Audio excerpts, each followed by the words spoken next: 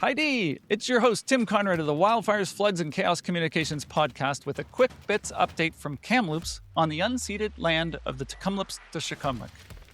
If you were following along on YouTube, LinkedIn, or TikTok channels for Butterfly Effect Communications, or on my LinkedIn page, you saw updates from a nearly 3,000-kilometer road trip I just did.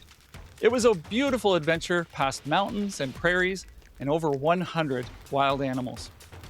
I went to Jasper, where I saw a town rebuilding at an impressive scale and the forest regrowing after ugly fires from 2 years ago. The magnificence of Jasper remains intact, and I was so happy to feel the hope among community members and see the street buzzing with visitors. Next up was Edmonton, where I attended and spoke faster than lightning at the CRH Net Symposium and saw and met many incredible professionals in emergency management. Getting time with legends while there, including Marion Boone and Michelle Doré and Jody Mans-Hines, was one of the many highlights that I had. Some folks are giddy over politicians and celebrities.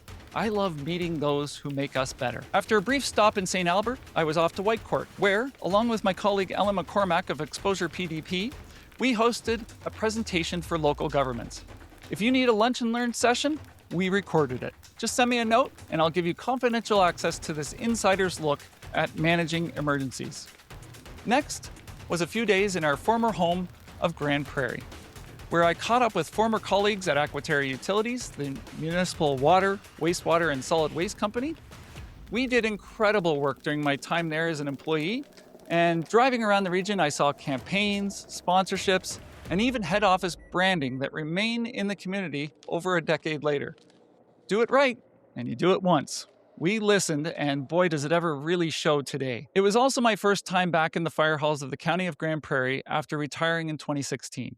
I was incredibly proud to walk in and see one of the recruits I helped train serving as an acting captain, and to hear stories from firefighters of the department's involvement in the Jasper fires and the recent wildfires in their region.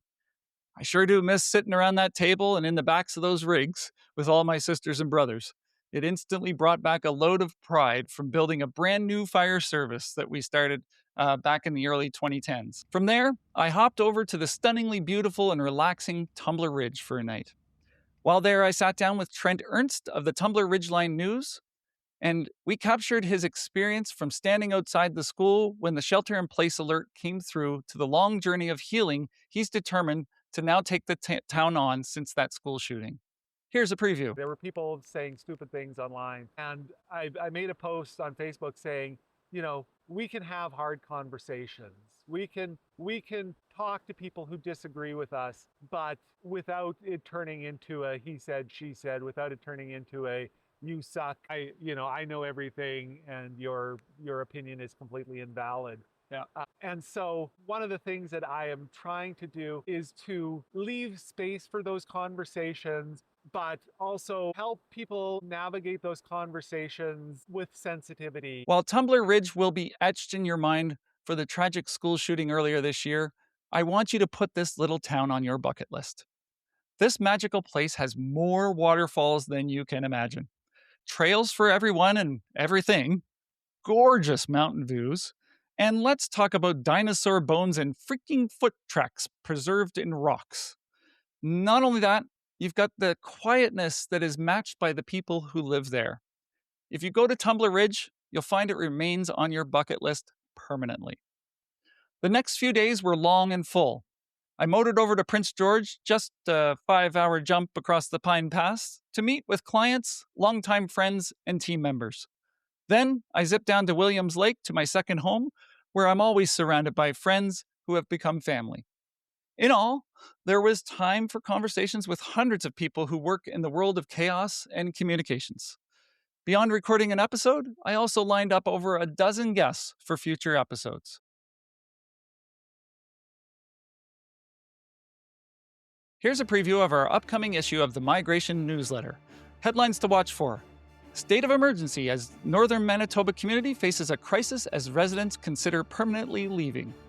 An aid worker who showed up to help with the Ebola response was nearly killed by an angry mob who believes their organization brought the disease to the community. A Mexican billionaire scammed out of $450 million by a company in Russia posing as an investment firm. Vandals were responsible for an internet and phone outage, which impacted nearly half of British Columbia. Read more by subscribing to the migration newsletter on our website, communicationspodcast.com. My road trip was not without its unknowns. I received multiple emergency alerts ranging from a major water outage back home in Kamloops to a wildfire I drove by in Parkland County. Driving was a mitigation and response exercise, especially on the last two legs. In the final half, I narrowly avoided 5 crashes involving vehicles. First, my spare trailer tire detached while driving on a side road, which thankfully avoided a catastrophic moment on the highway a short time later. Next, hydroplaning nearly took me out, saved by letting off the gas and letting those tires ease back in. Years of driving in Nova Scotia pay off in those moments. Lastly, on the final day, I avoided 3 head-on collisions due to drivers who did not have enough time or space to pass. It might be me, but if anyone had a reason to rush, it was likely the fellow on the 3,000-kilometer road trip. I was not happy that I had nearly had 3 deadly collisions, including one which I blocked a vehicle from passing from behind me at a dangerous corner, a move I have never felt necessary. Mitigation matters, and we need to keep it in mind when we're driving too. A huge thanks to everyone who kept me safe, moving, and warm on this trip. This includes those who are unseen, such as cleaners, road crews, emergency responders, weather forecasters, and restaurant and fuel stop staff. While I may have driven over 42 hours in 2 weeks, you were working for everyone the entire time, and you were all vital to me. I'm hoping to sneak in another live episode very soon, so make sure you're subscribed to our LinkedIn, YouTube, TikTok, and Facebook channels. Do you have a guest or episode idea? Jump over to www.communicationspodcast.com to send a message and other ways to connect with us, including all of those pages where you can follow for the live episode. I really appreciate every note that you send and love bumping into listeners from across Canada and beyond. Guests that have been on the show are especially happy when they hear about their episode from someone, as we're all much too hard on ourselves or too quiet and too reserved. So they really do like being recognized, so make sure you give them a little love if you see them. I hope you'll join me for a live episode soon. Goodbye. Hear me later.